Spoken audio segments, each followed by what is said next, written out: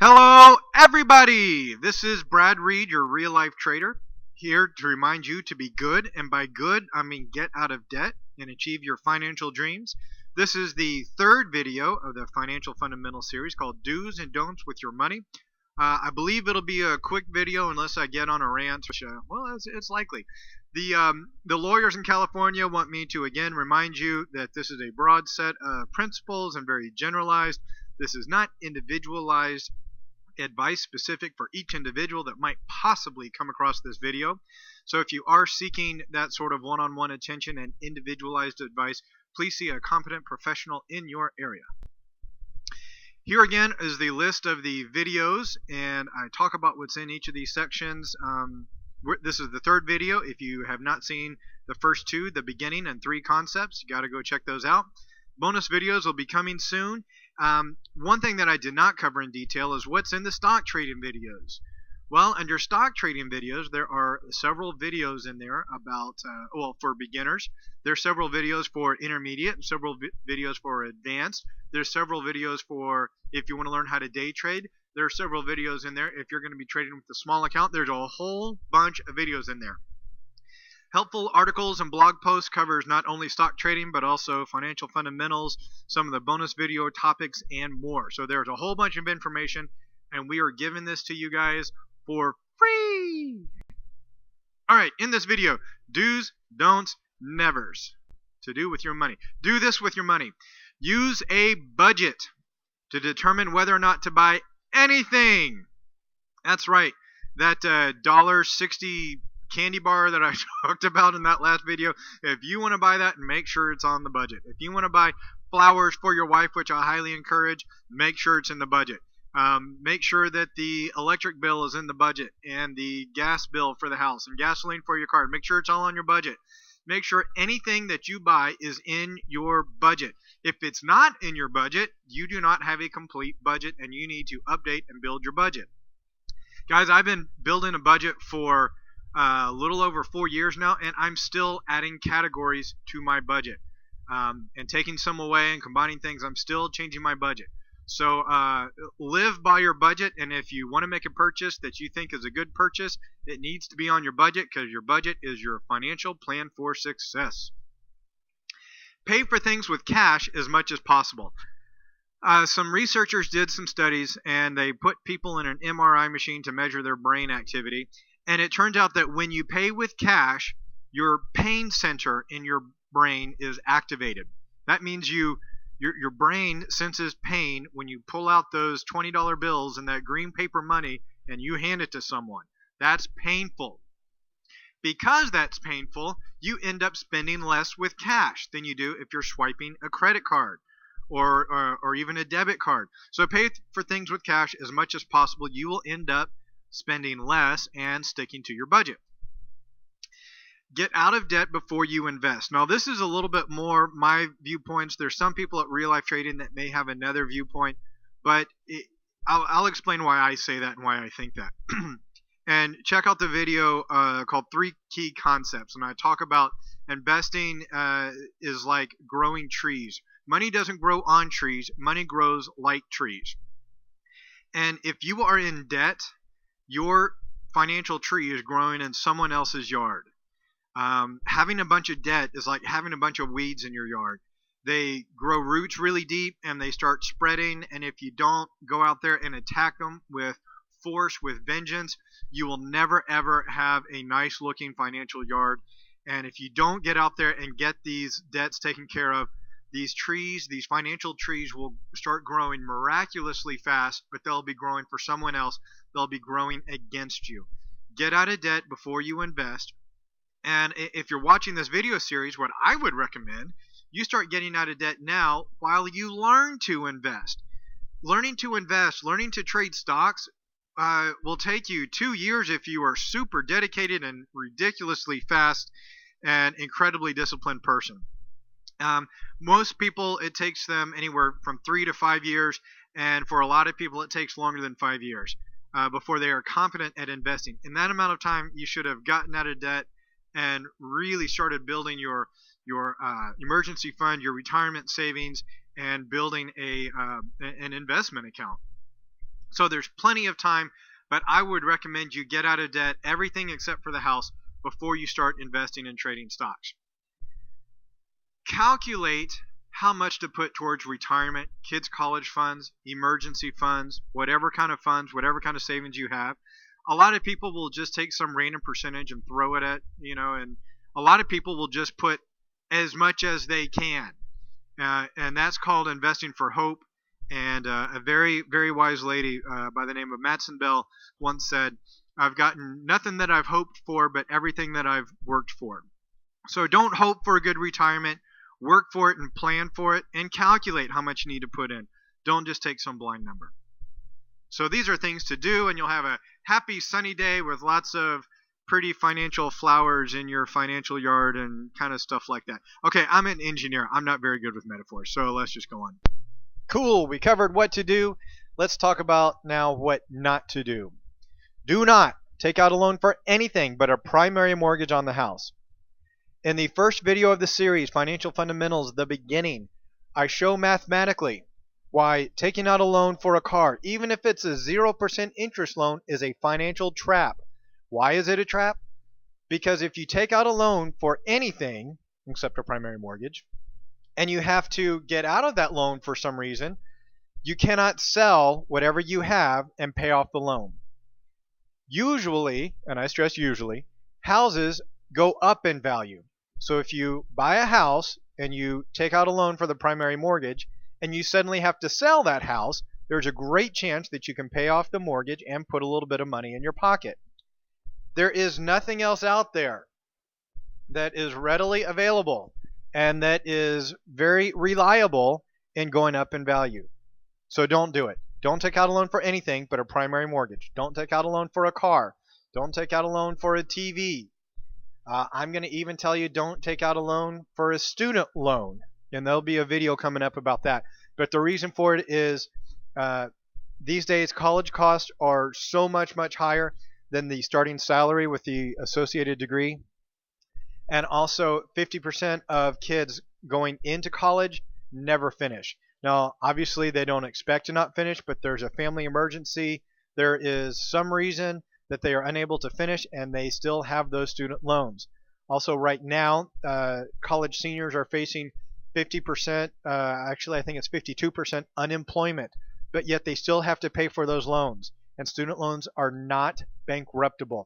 It is financially advantageous to take 1, 2, 3, maybe even 4 more years to finish your school and pay for it up front in cash than it is to take out a student loan. Everything else, cars, computers, TVs, couches, beds, food, don't take out a loan for it. Because if you do, you are building yourself into debt, just like I did. Remember, I got into over 220 grand in debt, and I had to stop taking out loans. Now, do not buy a house with less than 20% down. Now, primary mortgage on a house is 80% of the equity value of the house. So these two go together, but just said in different ways. Now, if you do go buy a house, the reason you want to put at least 20% down payment is that selling a house is extraordinarily expensive. The fees to sell a house are humongous. You generally have to pay realtors 6 or 7%. Then you have to pay your part of the closing costs. Closing costs are anywhere from 5 to 10% of the value. So that means we're up to somewhere around 13 to 15% of the value of the house. Usually when you sell a house, the buyer's going to want you to fix something. But even if they don't, you're still looking at massive payments just to sell the house. Now, if you only put 3 or 5% down on your house, which I did, and then you have to sell it, all of a sudden you're going to have to come up with some cash to sell your own house. And that is extraordinarily painful. I know. I did it. So don't buy a house unless you have 20% of a down payment. Now, another reason is you're going to have to pay extra fees and extra high interest rates for the portion that is not the 20% down payment. So let's say you put 10% down payment. For the remaining 10%, you get to choose from a ridiculously high interest rate, or you're going to have to pay PMI, which is mortgage insurance, which is just extra fees, which make that house even more expensive to own. Basically, you can't afford it, or else the bank, and remember the banks get paid for lending you money. So if even the banks who get paid for lending you money, who are the greediest people, greediest entities on the planet, if even they won't do it, you can't afford it. Don't buy a house unless you have a 20% down payment. Now here's another controversial one. Don't use a credit card. Every time you swipe that credit card, that is taking out a loan. Guess what? When you filled out the application for the credit card up front, you were applying for a loan. So every time you swipe that credit card, you're taking out a loan for something that's not a primary mortgage. And again, as we've talked about, when you buy something, you take out a loan for it. And if you can't sell it to pay off the loan, then that's a bad loan. That's a bad debt. So when you pay for dinner with a credit card, you eat the dinner. If suddenly you have to sell that dinner that you just ate, guess what? You can't do it. So you can't pay off that loan. If you buy a TV, the TV depreciates in value with a credit card. Couches depreciate in value. Sodas depreciate. Phones, what have you. Everything depreciates in value that you buy with a credit card. So if you do have to pay off that credit card, you can't sell the stuff. And therefore, you are moving towards debt. You are moving towards becoming royally hosed.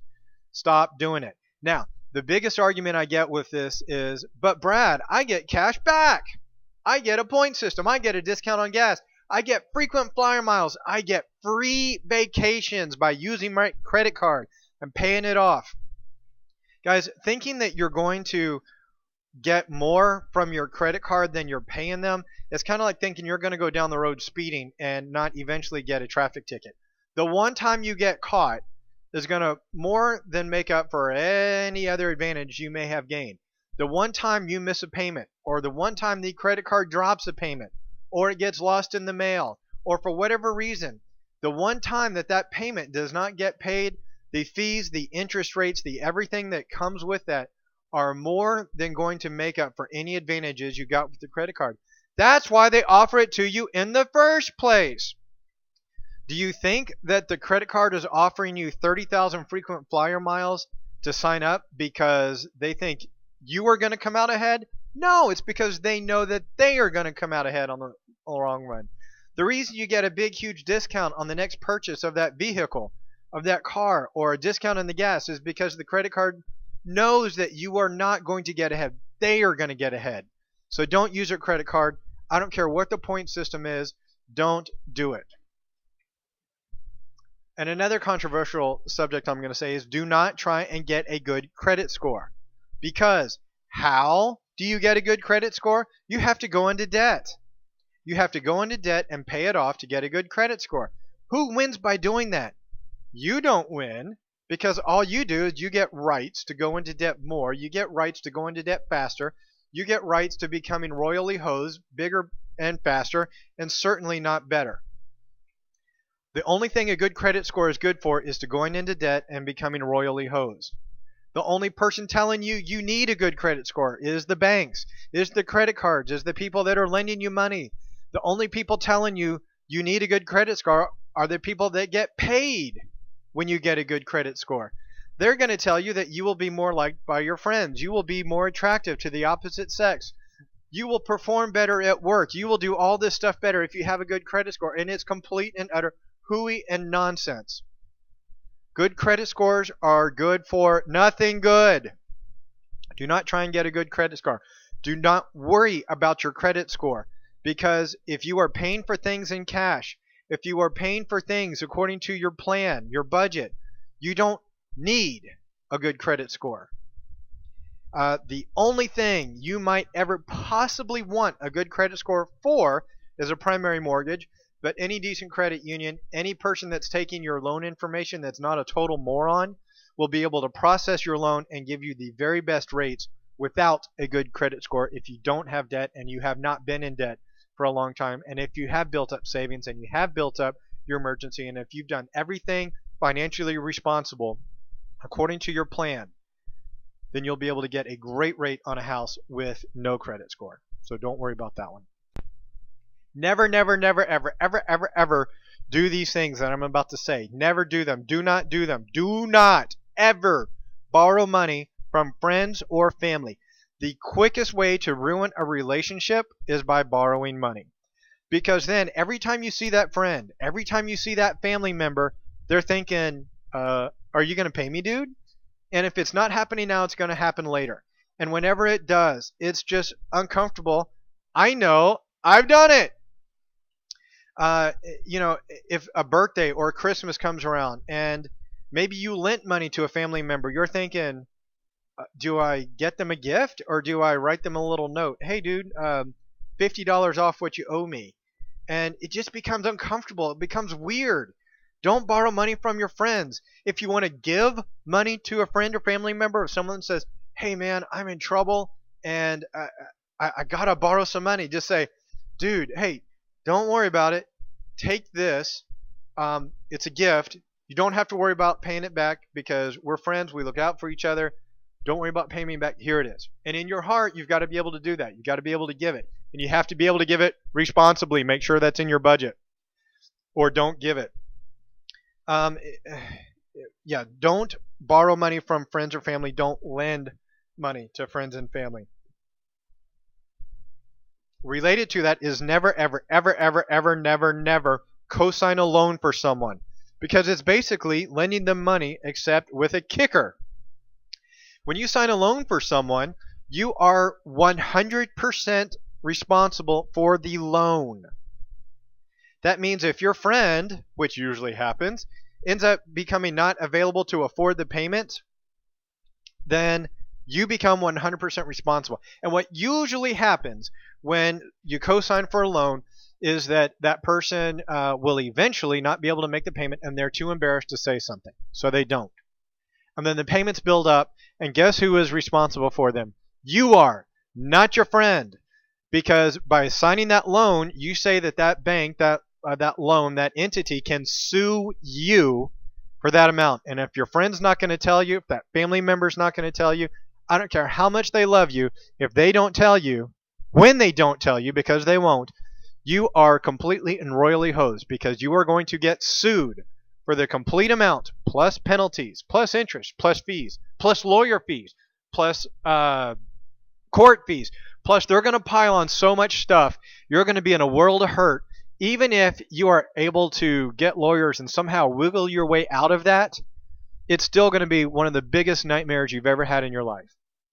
Do not co-sign a loan for someone because it makes you obligated. Maybe you're trying to put money away for your own retirement, your kids' retirement, your spouse's retirement, whatever. You're putting all of that at jeopardy when you co-sign a loan for someone. Do not do it. Never, ever, ever get a payday loan. These things are upwards of 800% interest, and they are usually spent on something impulsive. You got a hot date and you need an extra $20 for dinner, or you want to go get a car stereo system or whatever it is. Trust me, I've looked into these. I was at the Payday Loan Center, and I had the paperwork in my hand. And I said, you know what? I think I'll just wait. I was so close to doing it, but thank goodness I didn't do that one. These businesses are scum, and actually many, many states and well, maybe not states, cities and counties are certainly passing laws against these organizations. They're putting them out of business. Do not get a payday loan. It is not worth it. You can wait. Never take out a 401k loan or the equivalent. So what a lot of banks and lenders, entities that conduct 401ks are trying to tell you is a great reason to get into a 401k is that if you ever need a loan, you can borrow from yourself. And then you can pay yourself back with interest. So it's like growing your money. It's great. It's wonderful.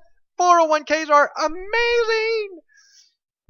In actual, just like any kind of loan, it's a big, huge, ginormous trap.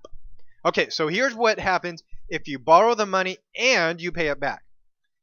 You usually borrow the money and you pay it back at like a 4 or 5% interest. Well, okay, you're paying yourself back. That's good. But 401ks should be growing at way more 4 or 5% interest. So actually, you're not borrowing and paying yourself back money. You're stealing money from yourself. You're costing yourself money from your 401k, your 4 or 5% return, because you should be getting 401ks are pretty pathetic. They usually get around 8 to 10% on average, and even that's a really good 401k. So borrowing from your 401k is taking money out of your retirement savings, and you should never, ever, ever, ever, ever do that. Never take out a 401k loan. Now, here's the other part. You take out a 401k loan and you can't pay it back. Well, you're going to be taxed at the maximum tax rate, which may be 33, 39%, plus a 10% penalty. And then you may have city and state taxes on top of that. So when you take out a 401k loan, if you are for some unforeseen reason unable to pay it back, you have a huge penalty that you will have to pay back, or you get in real big trouble with the IRS, and that is one entity you do not want to get in trouble with, because they basically don't have laws. Yeah, they have rules, but as we all have heard in the media, they don't follow those rules. So do not end up owing money to the IRS. Don't take out a 401k loan. And of course, as I have heard so many people say, they come up to me, or they come up to some other financial knowledgeable person. They say, hey, I took out a 401k loan and then I lost my job, or I quit my job, or I want to retire from my job. How do I do it? You can't. You can't do it. You are going to have to somehow come up with an ungodly amount of money to not just pay it back, but also pay back the penalties. Taking out a 401k loan is a trap. It's a trap by the bank. It is a trap by the entity that's running your 401k. Do not do it. Never, ever, ever, ever, ever do anything on these friends. Never borrow money or lend money to friends and family. Never co-sign a loan for someone. You may think that you're helping them, but you're not. There's a reason that they can't get a loan. It's because they can't afford it. And even the greedy, money-hungry banks won't lend them money because they can't afford it. If you want to help someone, either give them a financial gift or help them find this financial series, the Financial Fundamental series. Help them get on a plan. Help them get on the ladder to climbing out of debt. Help them by getting them these skills that you are learning, but you are not helping them by lending them money or by co-signing a loan for someone. Never, ever, ever get a payday loan. Never, ever, ever take a 401k loan or the equivalent. These are the most evil, evil types of loans. All right, now I've been really big Debbie Downer, Mr. Negative, and so I want to end with this. These are things that you should do with your money and you should do with your life. Always, always, always be thankful for what you have. There's 2 billion out of 7 billion people today that have no food. A little bit over 6 billion people don't have access to meat today. So if you are able to watch this series, you have some sort of device that puts you in an extreme upper echelon of financial success in the world. Be thankful for the things that you have. There's a good chance that by coveting what other people have, and by the way, there's a commandment for that, but by coveting what other people have, maybe why you're in financial trouble in the first place. Be thankful what you have. Love it. Live it. Things are great. Everything is awesome. Make a plan and follow it. Guess what? This Financial Fundamentals videos is a plan on how to become financially successful. The budget is a spending plan. Follow it if you want to be financially successful. If you are stock trading and you are doing the very first thing that real life trading is going to tell you, it's have a trading plan and follow it. Make a plan for your life and follow it. Great way to be successful and great way to be happy. Be patient. Give yourself permission to take time. All of this stuff about money, all of this stuff about trading, all this stuff about budgeting, all this stuff about not taking out loans, it's learning a new skill. It's learning a new discipline, and it takes time. Think about how long it took you to learn how to swim, or to learn how to ride a bike, or a skateboard, or whatever your skill is, learning how to be an engineer, learning how to be a lawyer. All of this is a skill, and it takes time to do. All of this takes time. Give yourself permission to make a few mistakes. Now, when you make the mistakes, you need to be sure you take action so that you don't make that mistake again. You need to be sure that you learn. But be patient with yourself. Be thankful for what you have. Be thankful that you have a plan and that you're following it. Be thankful that you're learning a new skill and that every single day that you wake up and every single day that you get to practice this, that you're getting better and better. Be happy about that. And one other thing I want to say about practice. Practice does not make perfect. Practice does not make perfect. Practice makes permanent. So the more you do things right, the faster you're going to learn that skill. If you practice things incorrectly, you are developing the wrong skill. You're developing a negative skill. So be sure when you practice, be sure that you are extremely disciplined and that you practice doing things correctly. Then lastly, this is a lifelong journey. I think I said it in this video. If not, I'll say it in the future. I've been doing a budget for about 4 or 5 years, and I'm still getting better at it. I'm getting better at tracking my budget. I can't talk all of a sudden. I'm getting better at updating my budget. I'm getting better at using my budget. Jeremy Newsom has been stock trading for well over 6 years, and he'll tell you, I'm still getting better at this, and he'll tell you straight up that he's not good at this strategy, but he's getting better at it. And you know what? You're never ever going to be as good as you want to be. And that's a beautiful thing because there's always room for improvement. We're always learning a new skill. This is a lifelong journey. It's not a weekend retreat. You're not going to watch this video and 30 minutes later be a master at these things. It's a lifelong journey. And if you're very fortunate, it'll be a multi-generational journey, meaning your kids, your family, that watch you do this, they'll learn from you, and then they'll do it, and they'll pass it on to their kids, and they'll pass it on to their family and to their friends. And just you by yourself doing this mission, doing this journey, you by yourself, you can help tens, 20, hundreds of people become better people, more disciplined, more financially successful, more able to offer other people jobs, more able to offer other people food, more able to offer other people clothes. Whatever your passion is, you'll be able to do it. You'll be helping other people just by you focusing on yourself. So follow the steps, climb up the ladder of financial success, and get yourself out of trouble. So now, review and update your financial mission, update it, and make a commitment with your spouse, with your buddies, with your friends, with your partners, with whomever your accountability person is. Tell people what you're going to do. Tell your parents, tell your friends, hey, I'm going to do this. Make a commitment. Ask them to commit to holding you to it, because you know that if you follow these steps, you will change your life forever, and you will change many other people's lives for the better. Thank you for watching this video series. Remember, our mission here at Real Life Trading is to enrich your lives. I hope by watching this video you have enriched lives and learned things to do with your money, learn things to not do with your money, and learn things that will help you become happier. Email me with questions, brad@reallifetrading.com. Remember, be good, get out of debt, and trade on logic, not on hope.